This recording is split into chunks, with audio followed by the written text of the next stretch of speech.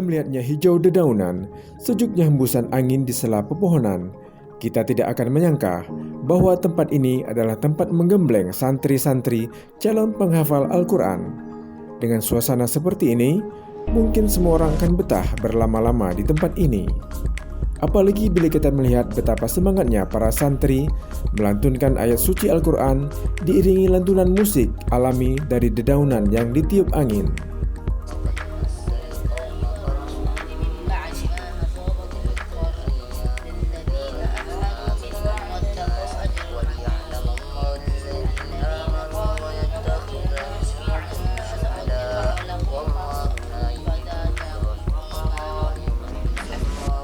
Inilah Pondok Pesantren Darul Khoir yang berada di kilometer 15, Kelurahan Mentangor, Kecamatan Tenayan Raya, Kota Pekanbaru.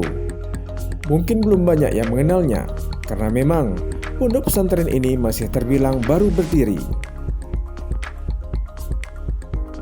Latar belakang pendirian pondok ini, pertama kita ingin berkontribusi terhadap pengembangan ilmu agama, di mana saat ini masyarakat kita, negara kita, dan umat kita itu sangat butuh ulama yang kuat ilmu agamanya.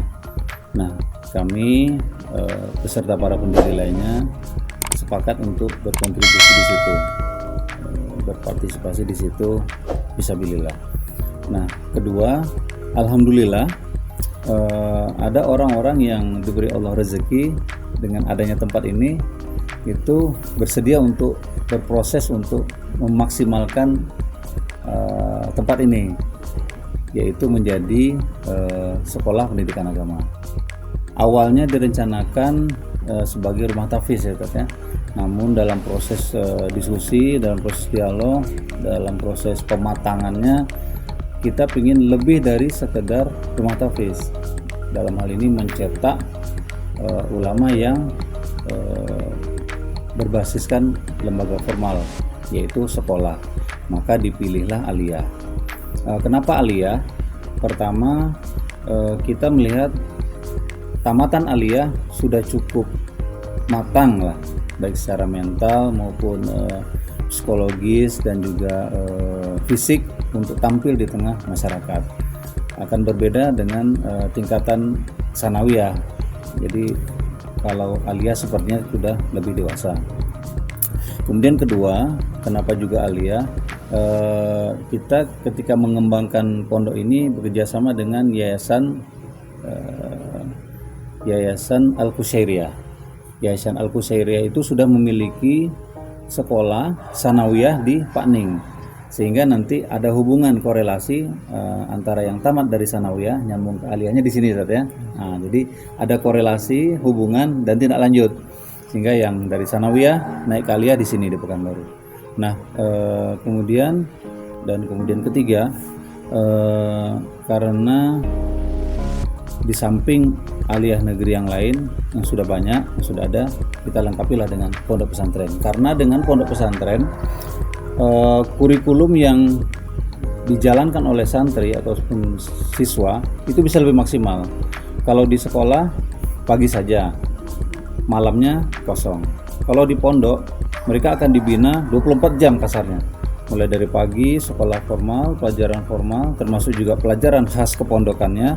Kalau malam kita bisa garap mereka full, dampingi, bina untuk pendidikan yang sifatnya kepondokan maupun kekhasan dari pondok pesantren.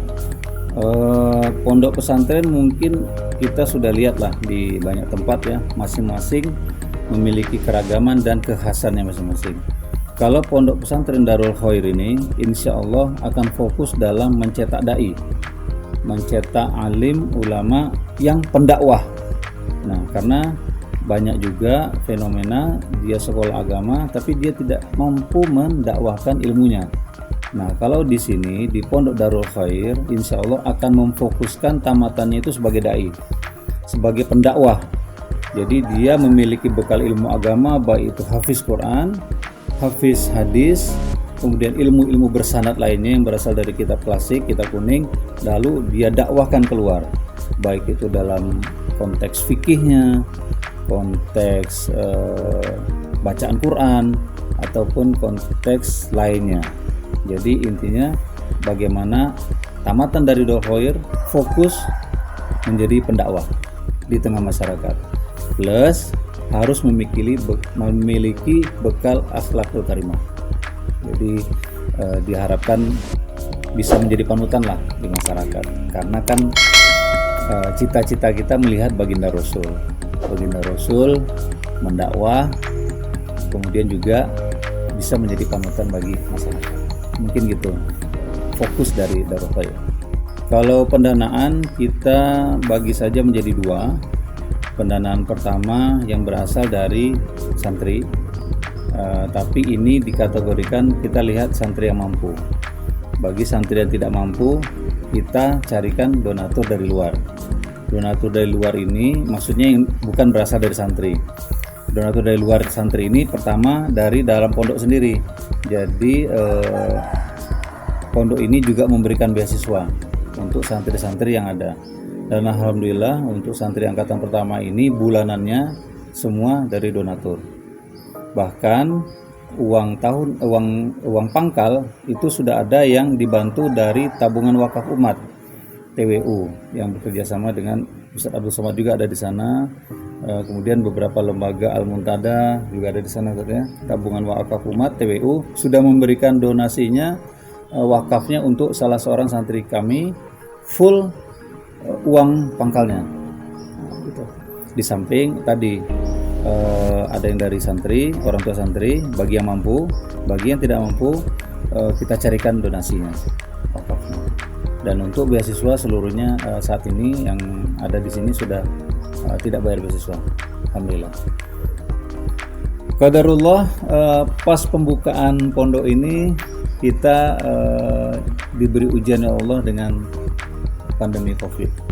Jadi ketika kami sedang melaksanakan proses sosialisasi yang standar kan kita ada poster, brosur, flyer, pamflet, kita coba jalan ke pondok-pondok, ke sekolah-sekolah sanawiyah yang sudah ada. Nah, baru jalan kira-kira 2, 3, 4 sekolah langsung PSBB di Pekanbaru. Jadi pelaksanaan sosialisasi datang langsung ke sekolah tidak dapat dilaksanakan, kita berhenti di situ. Jadi kita laksanakan strategi berikutnya, yaitu media sosial.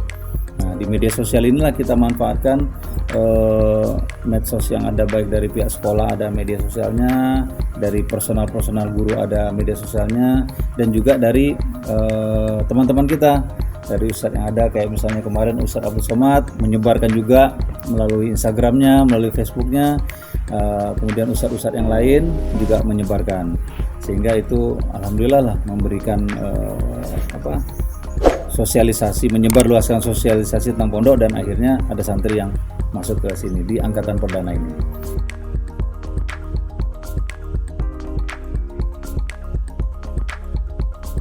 Dari sinilah terbersit cita-cita agar para santri bisa menjadi ulama yang bukan saja cinta dan mengerti ilmu syariah, tetapi juga paham akan ilmu dunia dengan bersandar pada Al-Quran dan Sunnah sebagai tuntunan.